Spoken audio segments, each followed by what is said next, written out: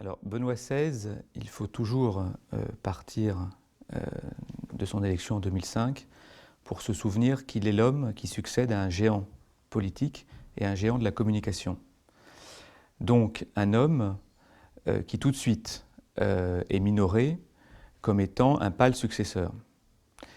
Et après lui, il y a François, qui est l'homme qui devient un mythe dès même son élection, dès le jour de son élection, une espèce de tsunami médiatique. L'homme qui, quelques jours après son élection, parle d'une église pauvre pour les pauvres, formule qui est reprise par tous les médias du monde entier. Et entre ces deux papes, il y a une figure intellectuelle, un pape théologien, un professeur, qui est dans le recul, qui est dans l'absence d'ego, qui ne veut pas se mettre en avant. Alors évidemment, c'est compliqué du point de vue de la communication. Car en plus, c'est un homme qui ne veut pas se défendre, qui a cette espèce de pudeur d'un homme qui considère qu'il est là pour servir l'Église et certainement pas pour se servir lui. Donc comme il n'est pas là pour se servir lui, il ne se défend pas. C'est vrai que dès l'origine, il y a au Vatican un certain nombre de prélats qui ne souhaitent pas ni l'élection de Benoît XVI et qui sont ensuite, au cœur de son règne, profondément opposés à ses intuitions, à son action et tout simplement aux décisions qu'il prend. Un personnage possible, c'est un exemple, est le cardinal Sodano.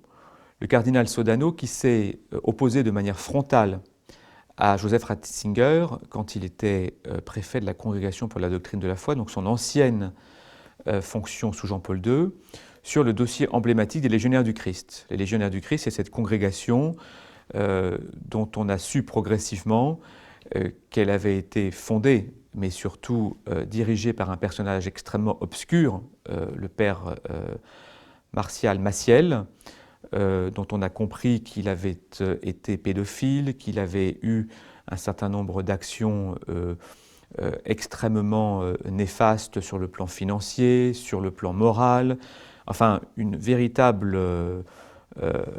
scandale composite, parce qu'à différents niveaux, et Sodano a protégé le père Maciel contre l'avis de Ratzinger.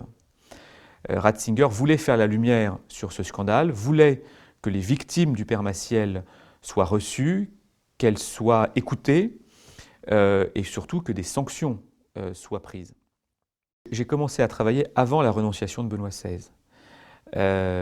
Et mon livre prend corps alors que Benoît XVI démissionne. Donc au moment de la renonciation, je suis encore en train d'interroger un certain nombre d'acteurs, de cardinaux, de prélats de la curie.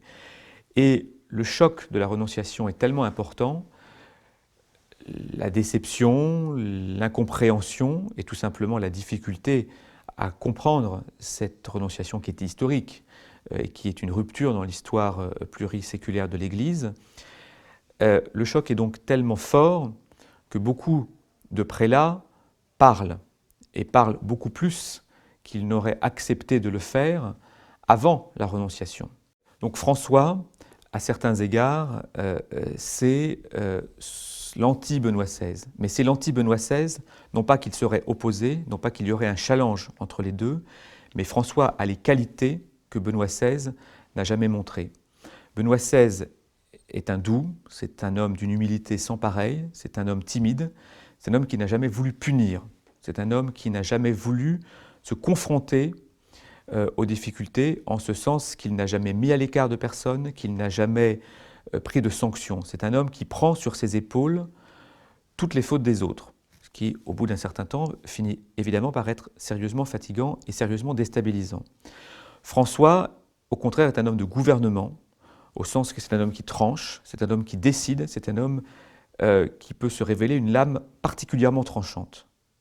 Et de ce point de vue, François réalise aujourd'hui, de manière paradoxale, le travail que Benoît XVI n'a pas réussi à faire.